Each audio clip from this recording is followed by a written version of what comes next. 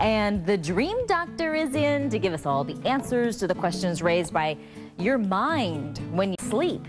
Mr. Sandman, bring me a dream. You think that guy knows that they were in there shooting him sleeping? Right. Well, when you drift off to sleep at night, you enter a mysterious world where almost anything can happen. You can have tea with the queen, you can run across the country, you can go to work without your clothes on, and then there are the nightmares, you know. So what does it all mean? We found a woman who interprets dreams. How cool is this segment? Kelly Sullivan Walden here to help us interpret what happens when we close our eyes at night.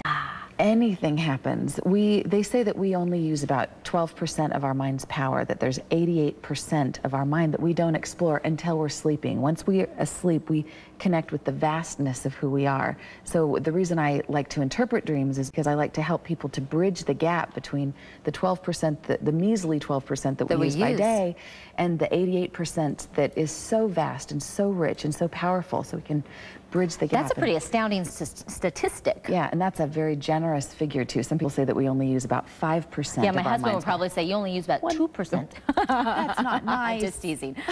All right, so let's talk about, well, first I want to know, how did you learn to interpret dreams? Is there a training you go through? Or? I'm a hypnotherapist by trade, so for the last 15 years I've been working with people in their subconscious mind, and often when I would do a session with somebody, the next day they would have really vivid dreams because I'd be helping them to flesh out things that weren't working for them, belief systems that were limiting, that kind of thing. So the next day they would always report having really vivid dreams. So I naturally got good at interpreting dreams. And ever since I was a little kid, I've always been fascinated. And I shared a room with my little sister, so we would dream together. And so we did our own research on what dreams meant, and we tried to play with our dreams. Let's imagine that we could fly in our dreams tonight. And then you would? And we would. Yeah, you can do that. You can give yourself suggestions before you go to sleep about what you'd like to dream about. If you have a problem that you want to solve, often and if you remember your dream when you wake up, often that dream is an answer to the question that you had or the solution to your problem, if you understand how to decode it. Is part of that decoding process maybe to like write it down so that you can kind of piece all the little...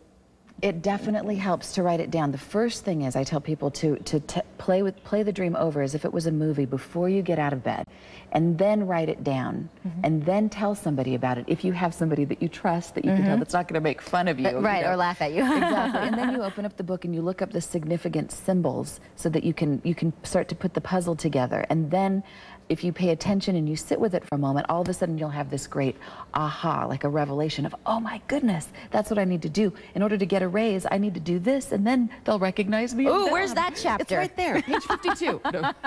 All right, well, let's go to the ugly place really briefly so we can end on the happy place, the nightmares. Right, exactly. A lot of people confess to me when no one's around. They're like, I have these horrible nightmares. What do I... And they'll tell me the nightmares vividly, and I always have the same response, and people think it's strange. I always say, yay, that is so great, because your subconscious mind is attempting to help you to release what isn't serving you, limited ideas, blocks or traumas from the past. It's helping you to flesh them out so that you can access something new, so that you can bring something So you're purging all the icky stuff out with the old and in with the new. So always say yes.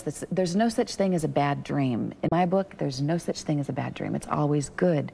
So pay attention to what it is that you're releasing, and then start to affirm the opposite of that, so that you can start to bring that new energy in. We could get more specific if there was more time, but I know you can send we me only have a couple minutes on this, so I do want to ask you in that short time that we have, is why do you have some people that say, oh, I dream all the time, and then some people go, I never dream. I'm one of those people, I never dream. Well, everybody dreams every night. Okay, then I don't remember my dreams. You just don't remember them because you probably get up really early in the morning, maybe to an alarm. If you wake up to an alarm, it jars you from that deep delta level of sleep all of a sudden to the beta, which is our bada bing, bada boom, got to get stuff going, put the coffee pot on mode. And once you're in that mode, you've forgotten all about what's there. So I always ask people to gently transition from that deep sleep into their waking mode. And if you do that, you'll tend to remember your dreams. And also if you set the intent to remember them, then that will help you. Or the intent to dream it. Yeah, exactly, exactly. Right? Exactly. You can ask for what you want. That's one of the biggest secrets, I think, is that people are like, well, what's the point? It's just this, you know, who cares about my dreams? I said, because you can, if you understand them and you ask for what you want, you can start to program yourself before you go to sleep to actually focus your dreams on a solution or on an outcome or on creating something that you really want in your life. better relationship, better health, more wealth, more good things happening to you in your life. That's fascinating. It is. We're very fascinating creatures. As human beings, we are amazing once we get to know ourselves. There's so much to get to know, and dreams are one bridge to all of that mysterious wonder of who we are. But the other bridge would, of course, be the book, I Had the Strangest Dream. Oh, there's always A Dreamer's that. Dictionary for the 21st century. This is available Amazon.com and just about every bookstore out there, isn't it? Yes, it is. Okay, well, thank you so much for spending some time. Thank you, Stephanie. I wish we had an hour. I know. In our dream world, maybe we can.